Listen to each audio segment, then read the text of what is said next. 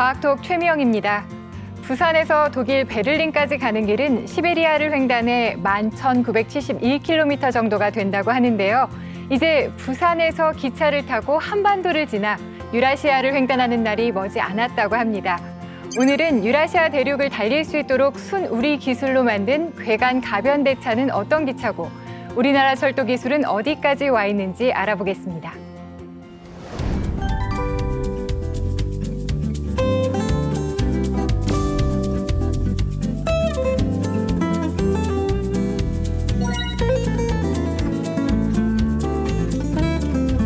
이 철도라는 게 하나의 네트워크입니다.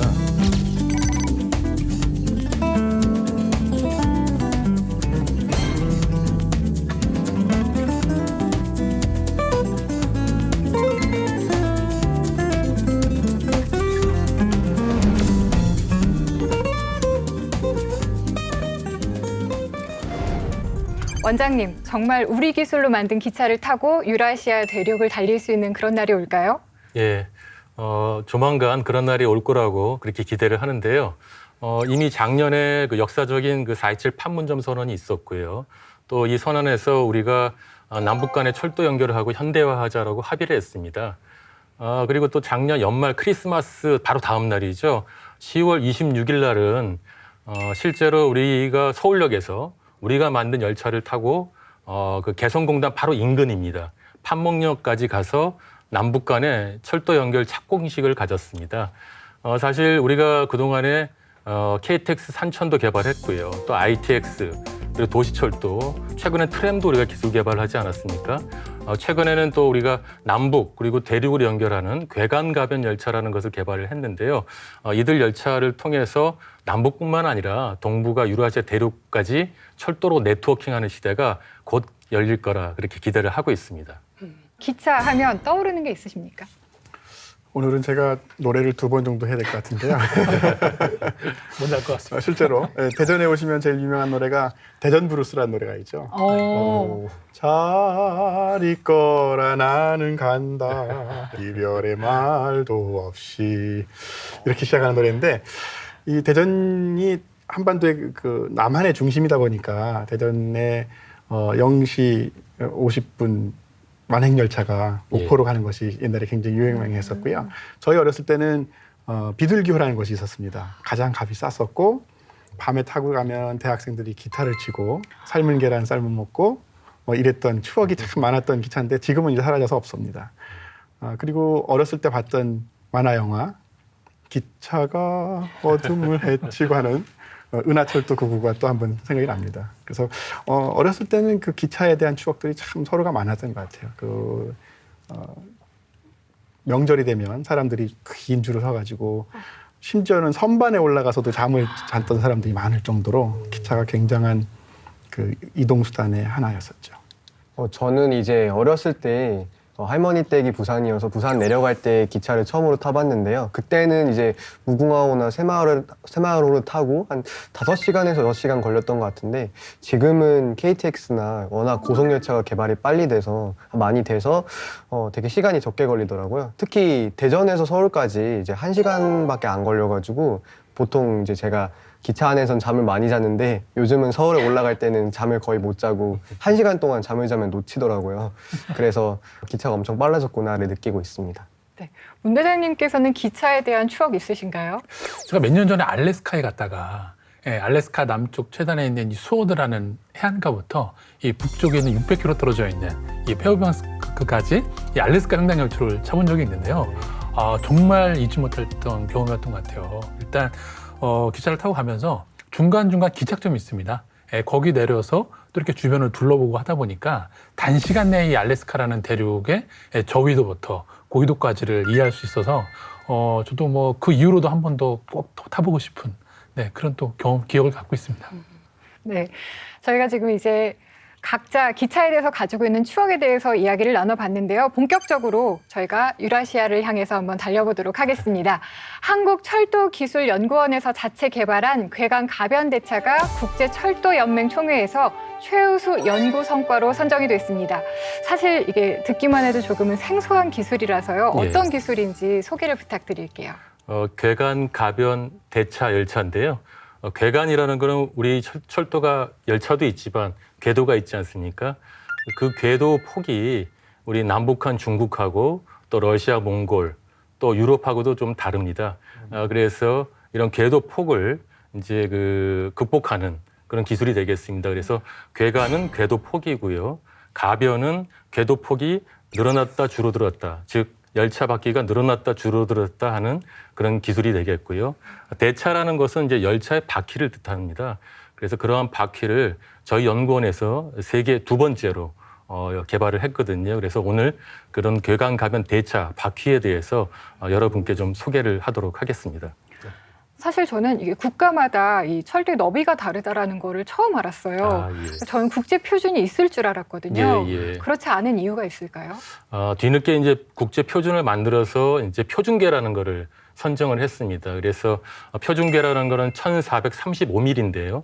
전 세계 철도의 약 70%가 이런 표준계로 구성이 되어 있습니다. 하지만 그 이전에 이런 넓은 궤도로 궤도를 부설한 국가들이 있습니다. 예를 들면 이제 스페인 같은 경우 유럽에서요. 스페인 같은 경우에는 1668mm 굉장히 넓죠. 그리고 그 다음으로는 이제 러시아가 되겠습니다. 러시아가 이제 1520mm로 만들었고요. 다만 이제 남북한, 중국, 그리고 서유럽은 또 표준계로 건설을 했습니다. 그래서 1435mm로 이렇게 건설이 되어 있습니다. 그래서 전 세계에 있는 국가들이 이런 나라마다 궤도폭이 다양한데요. 실제로 이렇게 궤도폭이 다양하게 다르게 건설한 이유는 어떻게 보면은 이웃 국가들 간에 과거에 여러 가지 전쟁도 있었고 침략도 있고 수탈도 있지 않았습니까? 우리 19세기 1차 산업혁명의 최대 발명품은 증기기관이잖아요. 증기기관을 통해서 증기기관 열차를 만들었고 또 이걸 통해서 각 국가들이 열차를 부설하는 그런 어떤 붐이 일어났는데요. 실제로 19세기, 20세기에는 어떻게 보면 식민지 시대, 어떻게 보면 침략과 수탈의 그런 역사를 가지고 있지 않습니까? 마찬가지로 유럽에서도 과거에 나폴레옹 트라우마라는 게 있었어요. 그러다 보니까 전시 상황에서 이런 군인이라든가 군수물자가 빨리 이렇게 침투하지 않도록 국경에서 열차가 멈출 수밖에 없는 그런 어떤 궤도를 넓혀서 국경에서 바로 들어오지 못하도록 그렇게 각 나라들이 건설을 했었죠. 근데 하지만 또 우리 21세기에는 이 철도라는 게 하나의 네트워크입니다. 어떻게 보면은 이제 미래에는 국가 대 국가의 경쟁력도 중요하지만 네트워크 대 네트워크의 경쟁력으로 전환되고 있거든요. 그래서 각 국가들마다 어떻게 하면은 철도 네트워크를 인근 국가들과 잘 연계해서 사람과 물자를 빠르게 또 대량으로 수송할 것인가를 굉장히 고민하거든요. 어떻게 보면 21세기 이 철도 네트워크 시대에는 이것이 과거의 수탈과 침략의 역사였다면 지금은 이것이 번영과 어떤 평형화의 역사로 이렇게 전환되는 시점에서 이러한 그 철도 네트워크의 중요성이 점점 더 배가 되고 있고요. 그렇기 때문에 이런 궤관 가변 열차의 중요성도 커지고 있습니다.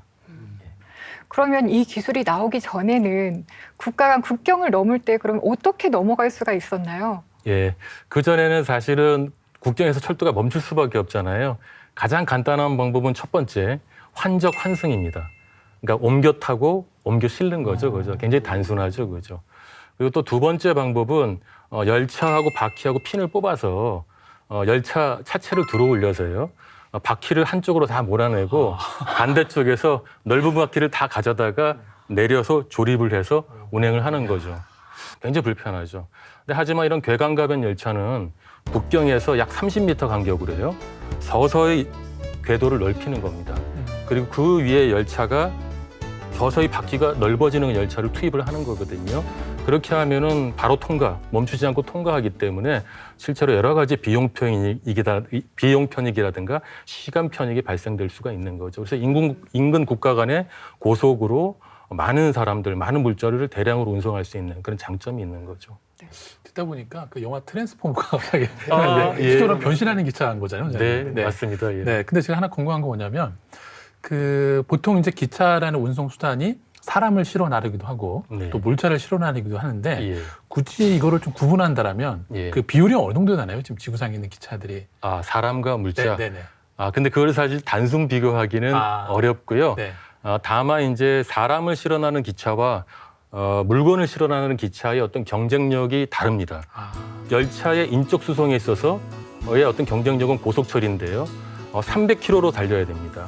그리고 거리는 대략 대략 한 2,000km 정도 바운다리 내에서 굉장히 경쟁력이 높은 거죠. 그러니까 중국이 하나의 중국으로 네트워킹 한다든가 유럽이 통합할 때, EU로 통합할 때 이 고속철도의 네트워킹 굉장히 중요했겠죠. 근데 이제 물자로 넘어와서요.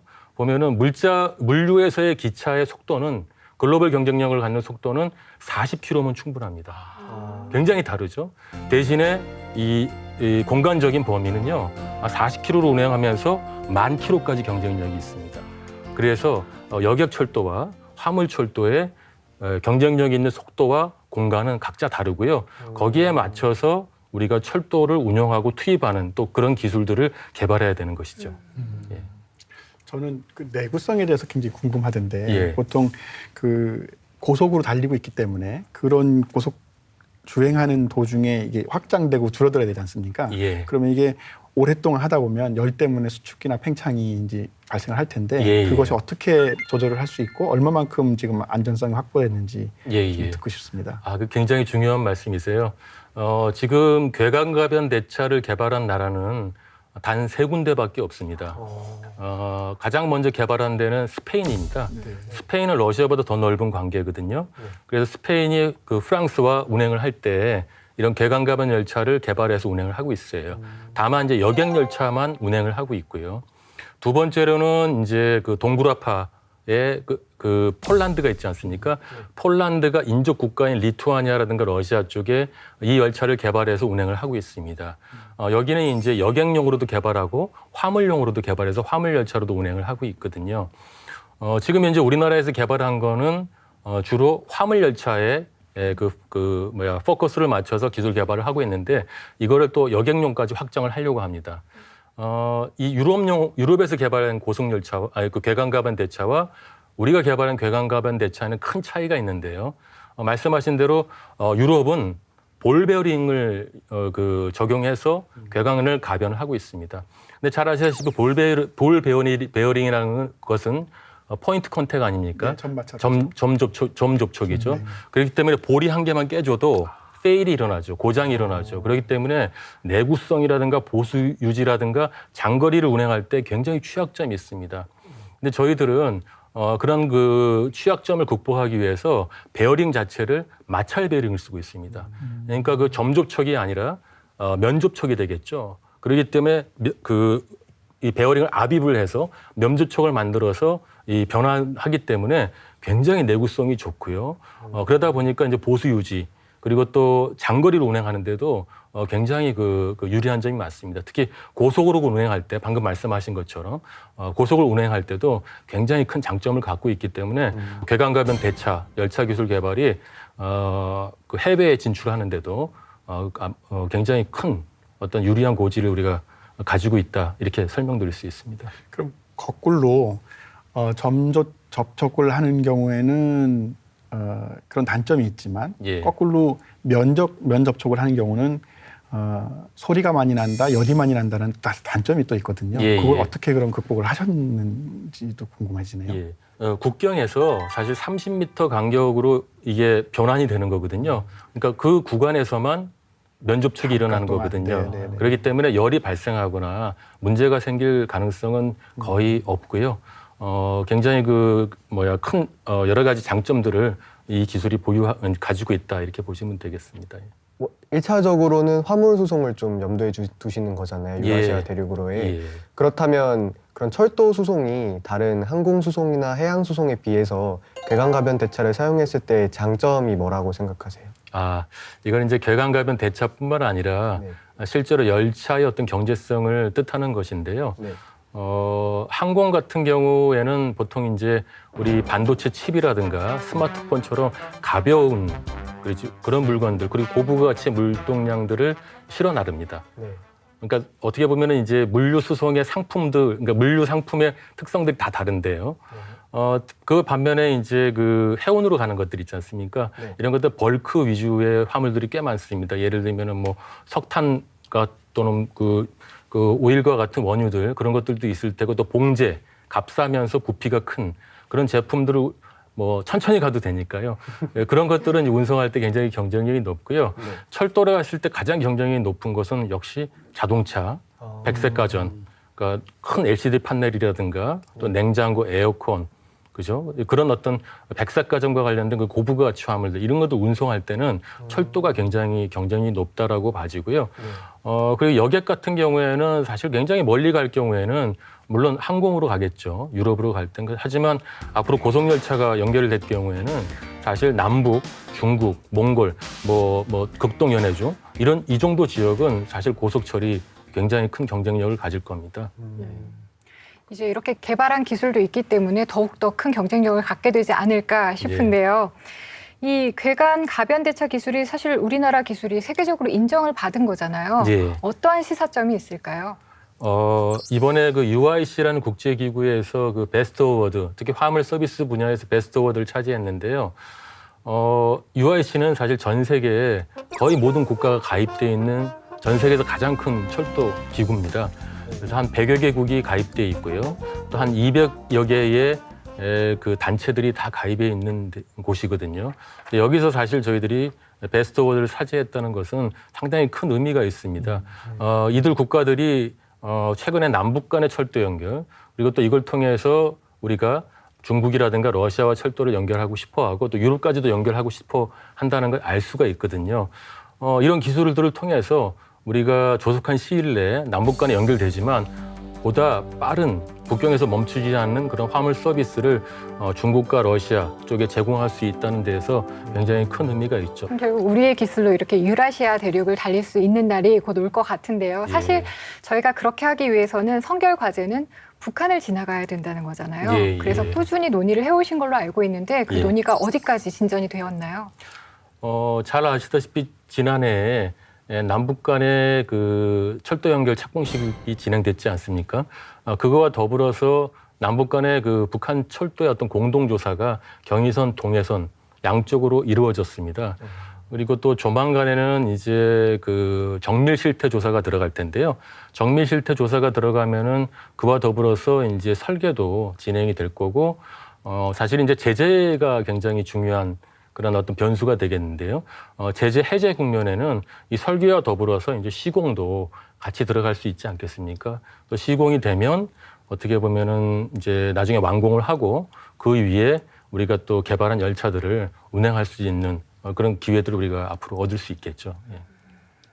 북한의 철도 관련되어 있는 시설이나 기술이나 그리고 그분들이 생각하는 남북 그 공동 경협 같은 거는 예. 어떤 마인드로 대하시던가요?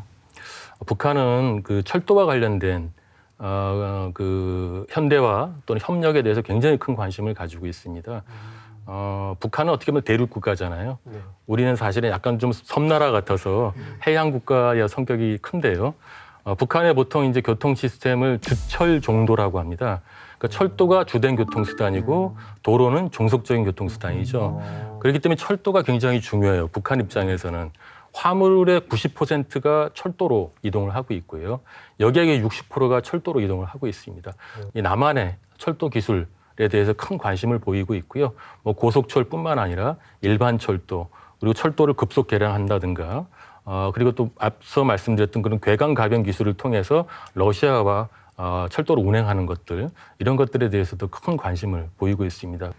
북한이 그렇게 철도를 주된 교통수단으로 보고 있다면 아마도 역사나 이런 것들이 그래서 좀 잘 정비가 되어 있을 것 같긴 한데 제일 빠른 고속 철도는 어느 정도까지 속도가 나고 그 철도 주변의 어떤 환경이나 이런 것들은 좀 어떻던가요? 예. 잘 아시다시피 북한이 1990년 이후에 상당히 어려웠습니다. 이제 구소비에트가 이제 붕괴되면서 여러 가지 지원도 이제 중단되고 많은 어려움이 있었는데요. 뭐 잘 아시는 고난의 행군도 겪지 않았습니까?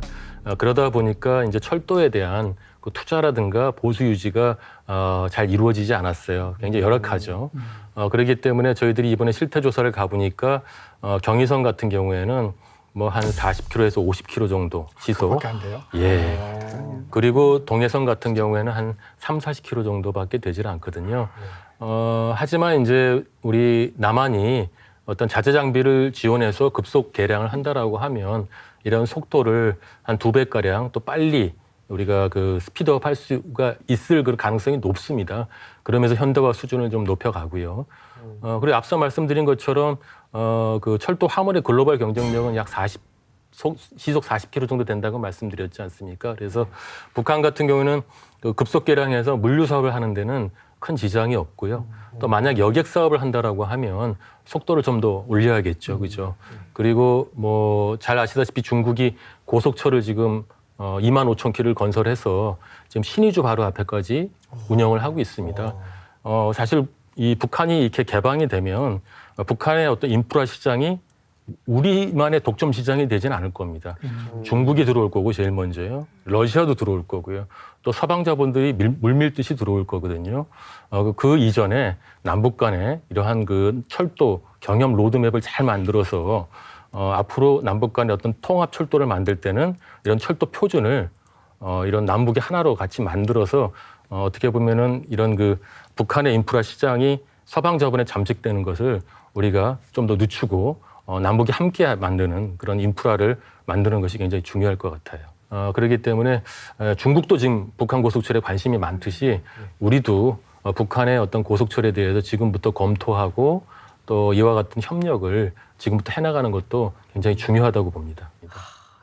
얼마나 많은 변화가 있을지 정말 상상이 안 되는데요. 맞습니다. 네, 사실 작년에 우리나라가 국제철도협력기구 정회원에 가입을 하면서 예. 이제 정말 유라시아 철도의 길이 열렸다라고 예. 하는데 이건 무슨 의미인가요? 작년에 사실 큰 일들이 많았어요. 우리 뭐 4.27 정상회담 또 그 이후에 OSJD라는 국제철도협력기구에 가입을 했는데요.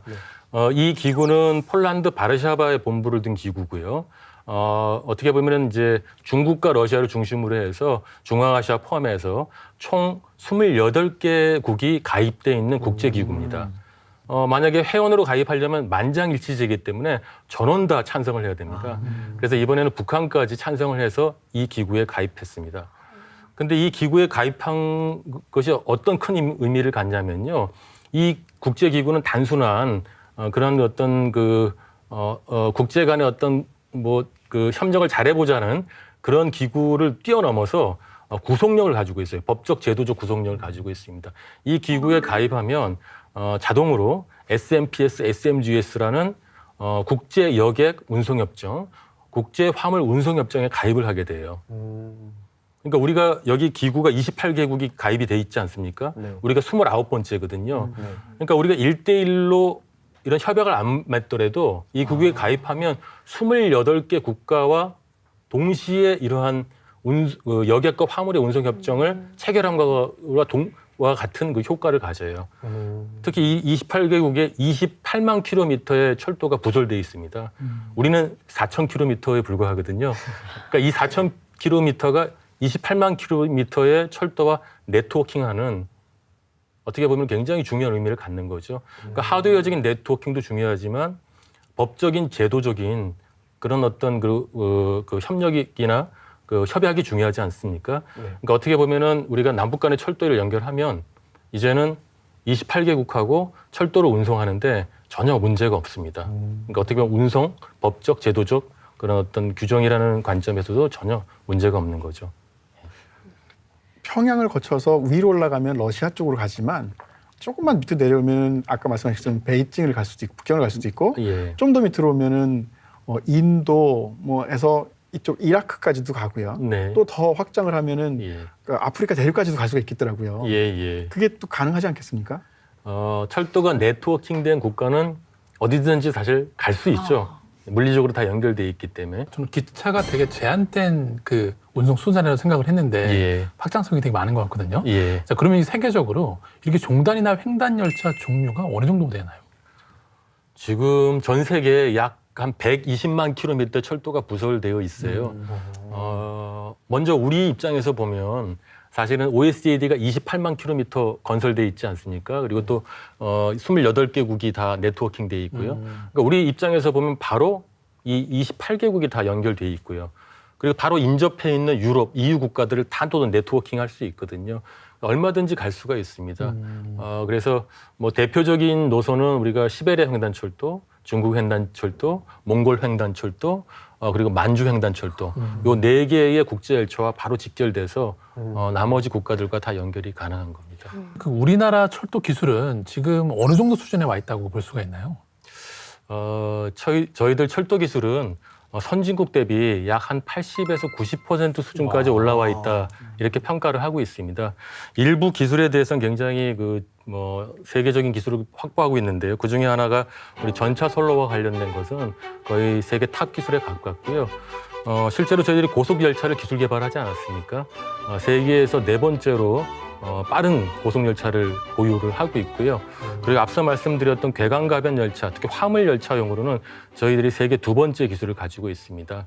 그리고 최근에 저희들이 무선 급전 기술을 가지고 있는데요. 이거는 잘 아시다시피 스마트폰도 요즘 무선 급전하지 않습니까? 철도도 무선 급전하는 기술을 개발을 하고 있어요.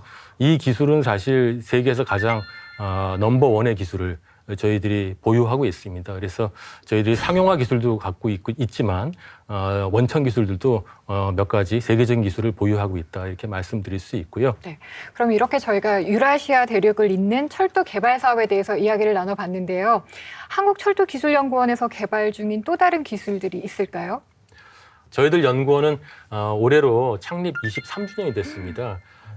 그동안에는 저희들이 주로 속도 혁신에 맞춰져 있었습니다. 기술 개발 자체가요. 그래서 KTX 산천도 저희들이 기술 개발했고 ITX라든가 또는 경량전철, 무가선 트램 이런 것들을 기술 개발하고 있습니다. 물론 괴강가변 대차도 거기에 포함이 되어 있고요. 올해 저희 연구원에서는 좀 큰 또 변화가 있습니다.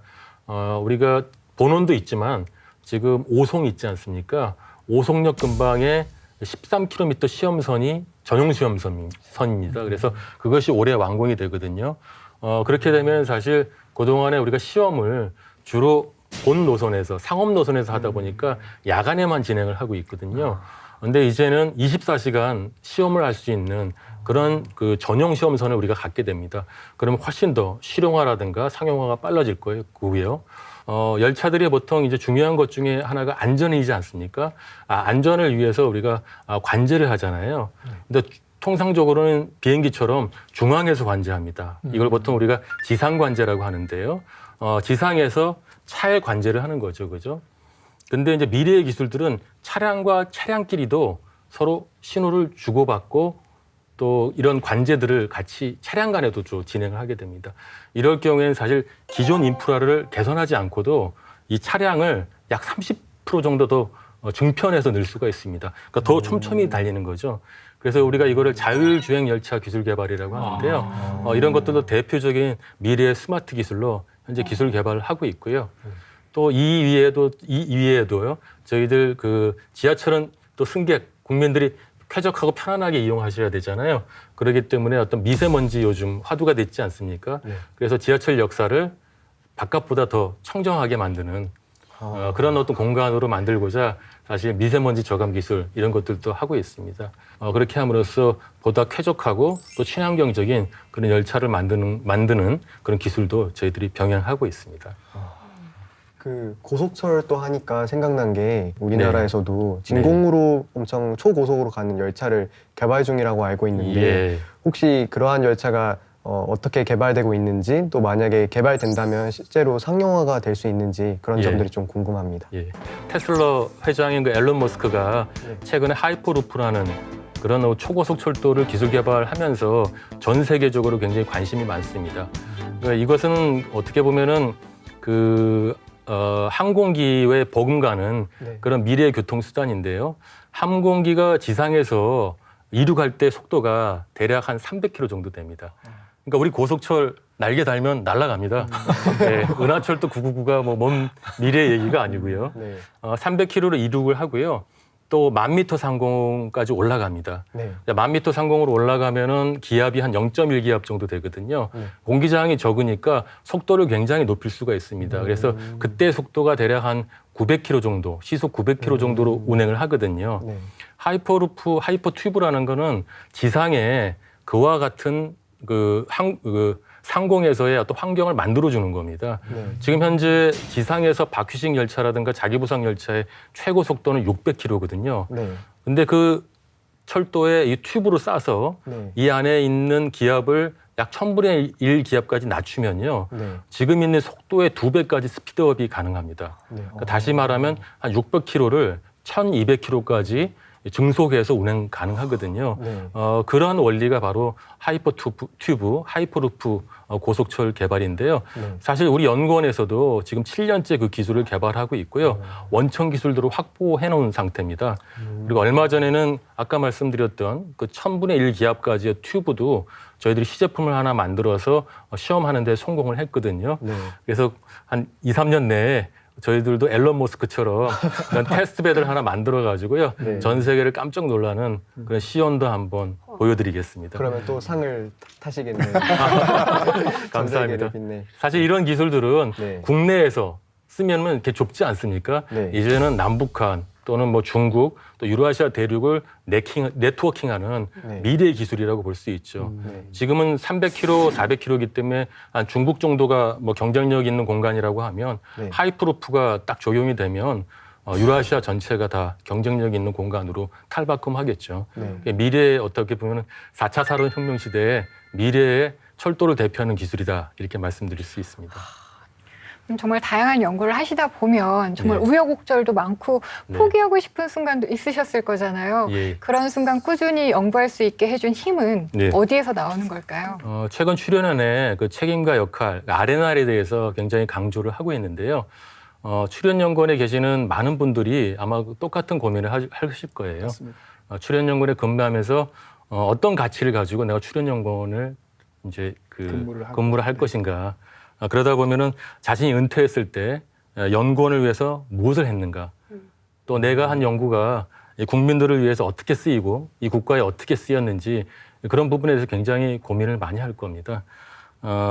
따라서 우리가 연구를 할 때는 작은 것에 또 단기적인 것에 얽매이지 말고 좀 더 우리가 꿈을 잃지 않는 그런 연구를 할 필요가 있는데요. 사실 뭐 저 같은 경우에는 이 남북 대륙철도를 연결하고자 하는 그런 꿈이 있고요.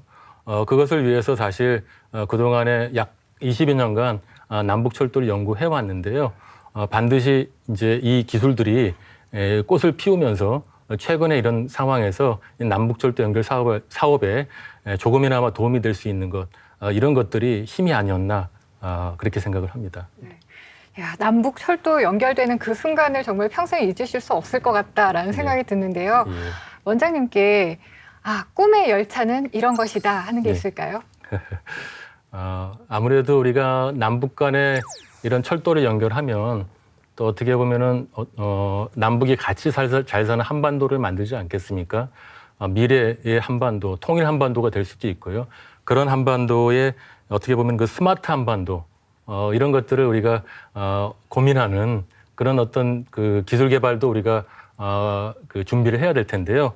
어떻게 보면 우리 꿈의 열차는 남북 간의 철도 연결뿐만 아니라 네트워킹하는 관점에서 이 우리의 고속철, 우리 해무 고속철이라는 것을 개발했습니다. 420km 고속철. 이런 것을 통해서 동북아를 하나로 묶는 동북아 일일 생활권을 만드는 그런 열차, 그것들이 첫 번째 목표고요. 두 번째 목표는 앞서 말씀드렸던 이런 하이퍼 튜브 열차를 개발함으로써 동북아뿐만 아니라 유라시아도 일일생활권으로 만드는 그런 꿈의 열차를 개발하는 것이 우리 연구원의 앞으로의 꿈, 희망, 목표다 이렇게 말씀드리고 싶습니다.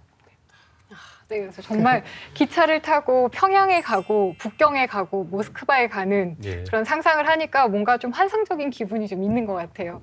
시간과 공간을 좀 초월하게 만들어주는 것 같아요. 옛날 같으면은 기차가 되게 느리게 가서 예를 들어서 내가 서울에서 부산까지 간다고 하면 반나절 이상을 이렇게 쓴다라고 생각했었는데 지금은 사실 한 2시간, 3시간 안 걸리잖아요. 그렇게 뭔가 짧은 시간 내에 내가 어딘가에서 어딘가로 좀 변화할 수 있다는 게 되게 메리트인 것 같고 지금도 아직은 해외여행을 생각하면 보통 다들 비행기를 생각하지만 오늘 이렇게 아마 방송을 보는 사람들이나 친구들은 비행기가 아니라 조만간에도 철도로도 유라시아나 다른 대륙들을 여행할 수 있겠구나. 저도 개인적으로 참 여행을 좋아하는데 더 이상 이제 비행기가 아니라 철도로도 한번 해외를 나가보나 그러면은 저한테도 그렇고 다른 사람들도 되게 뜻깊은 경험일 것 같아요. 기차는 많은 사람들한테 꿈과 낭만의 그런 상징인 것 같아요. 저희 어렸을 때 아까 또 그 대전 브루스 노래를 제가 좀 부르긴 했습니다만 아마도 곧 우리가 뭐 아까 은하철도 999처럼 기차가 어둠을 뚫고 지나는 게 아니라 기차가 평양을 지나서 베를린도 가고 모스크바도 가고 이런 일이 있을 것 같고요. 많은 사람들이 꿈의 대상인 것처럼 옛날에 우리 그 미술가들도 그 기차에 대한 그리고 기차를 타고 오는 사람들 그리고 내가 기차를 타고 여행하는 그런 꿈을 많이 꿨거든요. 제 차를 기차에 싣고 모스크바에 가서 내려서 여행을 하고 그 다음에 다시 유럽에 가서 다시 또 제 차를 타고 여행을 하고 돌아오고 뭐 이런 날이 또 오지 않을까 생각이 듭니다. 아마도 굉장히 지금 모든 국민들이 기대하는 것처럼 우리 과학자들도 많이 기대를 하고 있거든요. 그래서 철도 사업도 잘 되셔가지고 곧 우리가 평양을 갈 수 있도록 어둠을 뚫고 갈 수 있었으면 좋겠습니다. 감사합니다. 네. 문경구 수호대장님께서는 어떠셨어요? 네, 저는 그 원장님이 꿈의 열차 얘기를 하실 때 그 열차를 타고 금강산에 가서 은하수를 관측하고, 네, 그리고 백두산에 가서 화산을 또 탐험을 하고 울란바토르에 가서 공룡을 탐험하는 네, 그런 날이 좀 또 왔다라는 생각이 많이 들었고요. 또 그 이 박사님께서 말씀하신 것처럼 이 기차가 약간 좀 상상력의 공간이 될 수도 있는 것 같아요. 특히 우리 미래 세대 아이들한테는 그래서 이 기차를 뭐 이동수단을 넘어서서 상상력이 발현되는 예, 그런 공간으로 좀 앞으로 확장이 됐으면 좋겠다는 생각을 많이 했습니다. 네, 오늘 이렇게 철도에 대한, 기차에 대한, 그리고 새로운 기술에 대한 여러 가지 이야기를 나눠봤는데요. 말씀 감사합니다. 감사합니다. 감사합니다. 감사합니다. 네, 과학과 국민이 소통하는 시간 과학톡이었습니다. 시청해주신 여러분 고맙습니다.